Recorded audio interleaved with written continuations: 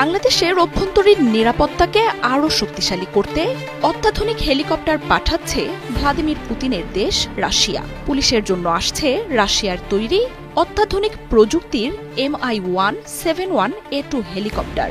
এর বিশেষত্বই হচ্ছে বহুমুখী কাজে ব্যবহার করা যাবে হেলিকপ্টারটি।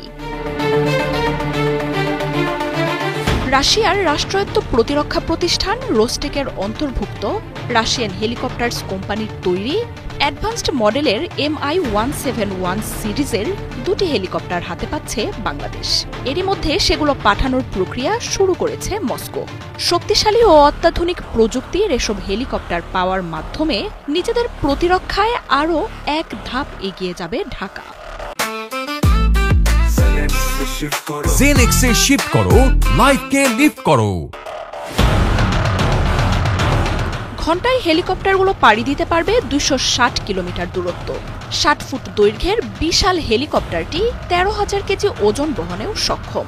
২৬ আরোহীকে বহনের পাশাপাশি সামরিক কোনো উদ্ধার তৎপরতা বা আহত অবস্থায় ১২টি স্ট্রেচার বহন করতে পারবে।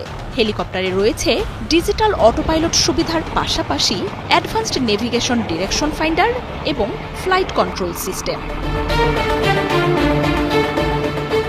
L370 Vitebsk defensive electronic warfare system থাকা হেলিকপ্টারগুলো রাডার ওয়ার্নিং রিসিভারে ছুটে আসা মিসাইলের সতর্কতা পাবে আগে থেকেই।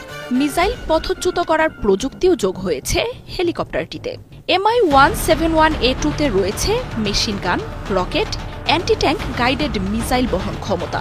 নাইট টাইম অপারেশনাল ক্যাপাবিলিটির পাশাপাশি বিরূপ প্রাকৃতিক পরিবেশেও দক্ষতা দেখাতে সক্ষম এই আকাশযান। বরফ, পাহাড়ি অঞ্চল থেকে মরুভূমি, এমনকি মাটি থেকে প্রায় ২০,০০০ ফুট উচ্চতায় অপারেট করতে পারবে এটি। সব পরিবেশেই যে কোনো মিশনের কথা মাথায় রেখে প্রস্তুত করা হয়েছে আকাশযানগুলো। সামরিক কাজে ব্যবহারের পাশাপাশি ট্রান্সপোর্ট, উদ্ধার অভিযান, আগুন নেভানোর মতো বেসামরিক কাজেও চমক দেখাবে এই হেলিকপ্টার। গেল ডিসেম্বরেই সব ধরনের পরীক্ষা নিরীক্ষার পর রাশিয়ায় Mi-171A2 ধরনের একটি হেলিকপ্টার প্রথমবারের মতো মোতায়েন করা হয়। সামরিক বিশ্লেষকরা বলছেন, বহরে হেলিকপ্টারগুলো যোগ হওয়ার পর দেশের অভ্যন্তরীণ নিরাপত্তার কৌশলেও পরিবর্তন চলে আসবে। বিভিন্ন গণমাধ্যম বলছে ২০২১ সালে মাল্টিপারপাস এসব হেলিকপ্টার কেনার চুক্তি হয় রাশিয়ার সাথে। আনুষ্ঠানিকভাবে প্রতিরক্ষার সরঞ্জামগুলো কিনতে $22.4 মিলিয়ন চুক্তি হয়। ২ বছরের মধ্যেই হেলিকপ্টারগুলো বাংলাদেশের হাতে পাওয়ার কথা ছিল। তবে বেঁধে দেওয়ার সময় থেকে কিছুটা দেরি হলেও কাছাকাছি সময়েই সেগুলো এখন বাংলাদেশের হাতে পৌঁছাবে। আর এর মাধ্যমে দেশের হেলিকপ্টার টেকনোলজিতে যোগ হবে নতুন মাত্রা। ভূরাজনৈতিক পরিস্থিতির সাথে পাল্লা দিয়ে দেশের নিরাপত্তাকে ঢেলে সাজাতে এরই মধ্যে বাংলাদেশ সরকার আরও অত্যাধুনিক সমরাস্ত্র কেনার আলোচনা চালাচ্ছে বলেও প্রকাশ করছে প্রতিরক্ষা সংক্রান্ত বাইরের দেশের গণমাধ্যমগুলো।